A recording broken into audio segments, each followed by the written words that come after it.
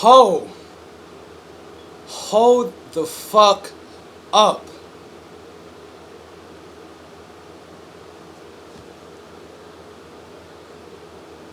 I feel that pause I just did was necessary for episode 9. Fucking episode 9 of Ray Zero. This whole episode literally felt like 5 minutes to me. 5 minutes. And I was doing a live reaction review. I was doing a live reaction that might take some time to process since it is like from like a downloaded app, but like I had to even stop that just to think, like just to process what I was seeing, especially that those like last like 2-3 minutes, like was fucking glorious. And this is why I call Ray Zero the best anime of the season. Like Boku no Hero Academia, yes, that's good. I was a manga reader for it. Fucking Iron Fortress, yes, that is awesome. Like premium Attack on Titan HD Blu-ray times 10. Like yes, but Ray Zero, the unpredictability, if that's a fucking word, like the greatness, like the feels like it had you on the edge of your seat. Like you see, I'm not even on the chair right now. You see this couch? There's a couch behind me. I'm on the floor. Just because of how hype it was. I was on the edge of my seat, so I quote unquote fell. I have so many questions. So many damn questions and emotions that's going through my mind right now. Calm down, Ray. Calm down, Ver. Calm down. So what happens inside this episode?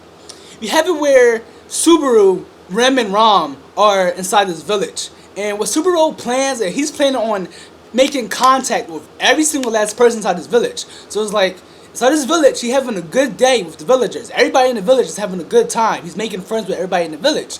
And he's making physical contact with these people. Because, like Byako said that the curse needs to have physical contact in order for the curse to work. So he makes physical contact with everybody inside the village, and he makes sure that it's inside different spots from each other, so that when Byako goes to examine this little curse, she can determine where this curse happened, or like how it happened, or who touched him, and he knows who touched him. Especially, you know, the old lady touched his butt, the villagers touched his shoulder, and one of the most important things that happened was, which I say, a lot of my subscribers, or a lot of people who just came to my video who haven't even subscribed to me, have pointed this out since the very beginning, since the episode 4 or 5. The fucking dog. The fucking dog. Like, this dog is the one that gave him this curse. This fucking dog gave him the curse. Like, it bit him on the shoulder. Byako went to go check him out, and all you see is like the black smoke curse mist rising from his little 2 bitten fang marks. And these people, I was like, damn, everybody in my YouTube comment section was right. It was fucking right. Like, I kind of believed it. I was like, okay, it could be the dog. It makes sense if it is the dog. But then I'm like, couldn't really be the dog. Couldn't really be the dog. Like, how is this dog controlling? So, the question I have so far before I continue what happens on this episode is this dog somehow working with the witch or the shaman? Like, I'm confused a little bit on this. Like, tell me in the comments below, but make sure there's no major spoilers, because like, is this dog, like, is it like a familiar, or these dogs like familiar demon summons of the witch, the jealous witch? Because from the perception that I'm getting now, from what people have been telling me on the hints and clues, is that Emilia is the jealous witch, and that makes Puck the shaman that is like infecting Subaru in some type of way. And by this logic, is like, since we know that the dog has caused this curse, is it like, why would the shaman, or if this little dog is working for the jealous witch or the shaman, whichever one, why would they want to kill Subaru if the jealous witch wants Subaru, like, is like protecting Subaru or something like that? I don't know, like, the whole situation so far, because there is a smell. Subaru has a jealous witch smell on him, so that's kind of confusing to me. So next, like, inside the plot development inside this episode, you have it where Subaru requests that he can go back to the village, because we see Roswell fucking, he flew off. Like, I didn't know this nigga can fly. Like, this clown Roswell fucking flew, and I'm like, what the fuck? What kind of Alice in Wonderland type wizard are you? You just fucking flying away on some like mystic fucking waves? But so he requests I'll go back to the village. I think he finds that Byako finds what caused the curse. He was like, The fucking dog. The dog did it. I want to go to the village because this dog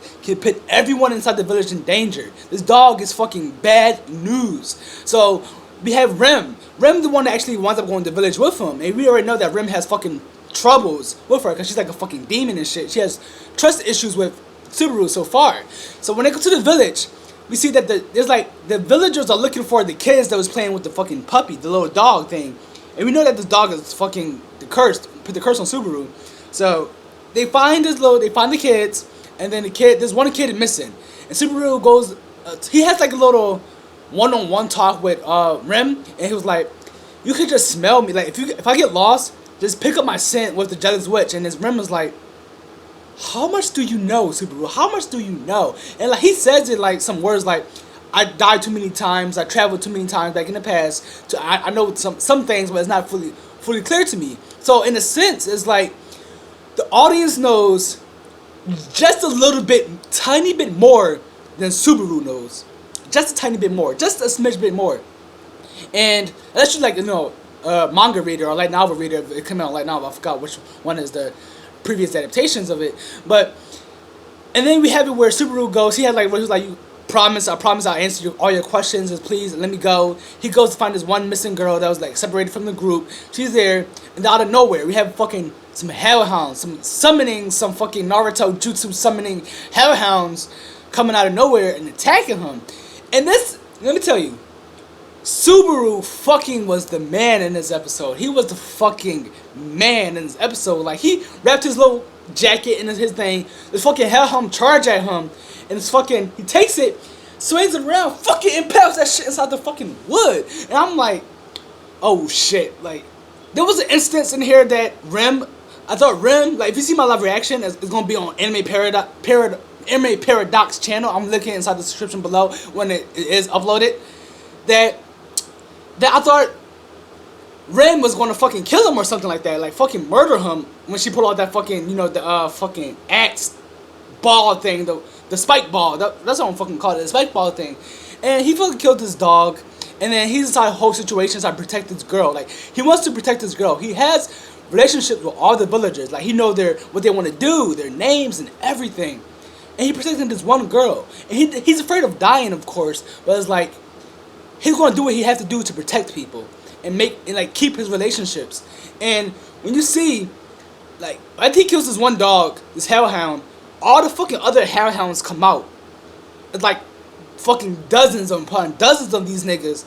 Oh, I'm sorry if I'm saying nigga, like, but dozens of these little hellhounds, and it attacks him. And all you see is REM come out of nowhere, saving Subaru's ass, and he just fucking using her little spike ball to kill all of them. And I'm like, this bitch is strong. She is strong as fuck. Like, we see her strong as fuck when she killed Subaru inside a couple episodes ago. But now you see her, like, destroying these hellhounds like it's nothing. Like, it's fucking nothing. Like, you see, like, the little spike ball go through the hellhound like it's fucking paper. Literally paper. Like, she smashes into it. And, like, this hellhound disintegrates. I'm like, I don't want to mess with REM. I don't want to mess with REM. And REM is like, I love REM more than ROM, personally, even though they're twins and they're similar, but they're different, of course. But REM, I'm pretty sure REM is the one with the blue hair, if I'm not saying her name wrong. I love the blue hair one, if it's REM. REM, she did a very heroic act that made me appreciate her way more in this episode than she did in any other episodes. We know she has trust issues. We know that she has this little demon thing, and that she wants to hide it from people, from Subaru, things like that. But what she did in this episode is, as Subaru is protecting this villager, REM sees this, like, she sees his heroic acts protecting this villager, and what he does is she pushes out the way of these little hellhounds and saves them so he can go take the little village child back to the villagers and saves them.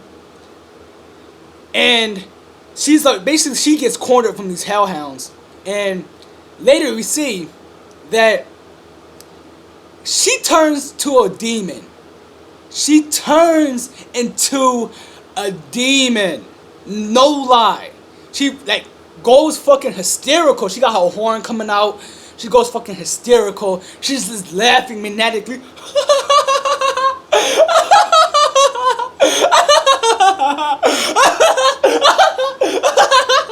Like on some like, if you saw Yuno Gosai and how she's laughing while she's going crazy, that's just like fucking REM. She's going crazy killing these demons.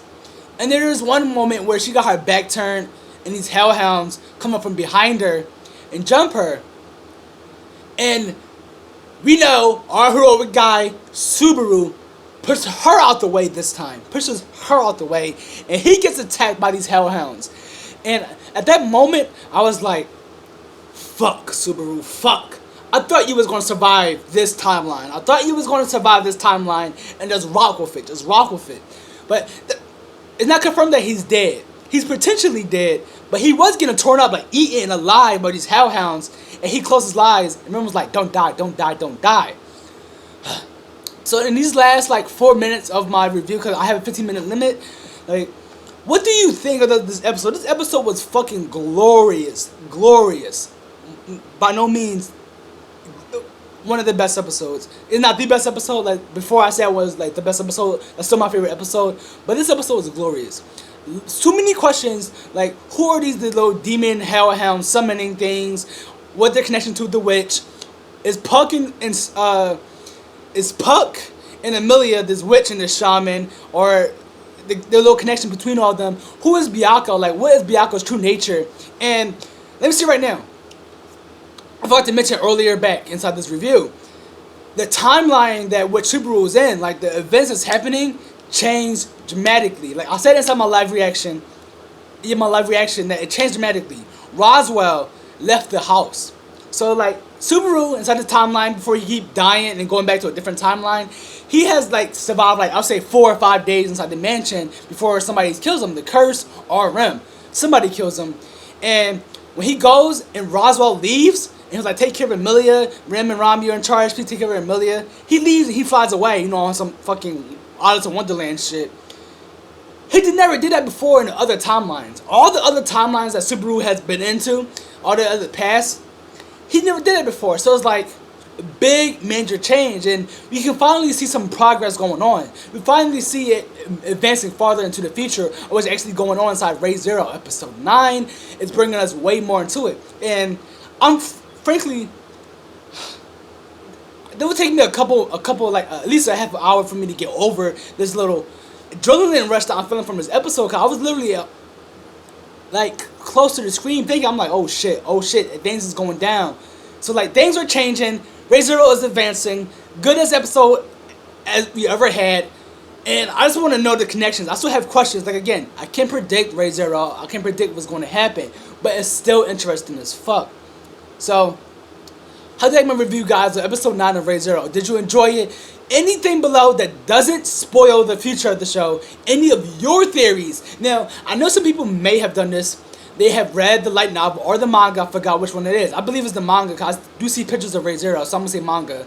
People have read the manga, and when they come, they be like, okay, this is my theory. But in actuality, they have read the manga already, and then they state their theories. And I'm like, you can't state your theory if you read the manga already, and then you're watching the show, they're watching the anime, you read the manga, and you come in pretending that you have this theory when you already know what is going to happen. Please don't do that. People haven't done that like so far inside the comment section below that I know of, but people have done that. Like one of my friends who read Re:Zero was like, oh yeah, this is my theory. Read the manga though, and already knew what was going to happen, so he pretended that he had this little theory going on. So guys, it has been Veer from Taku Logic. Re:Zero, man. Silence.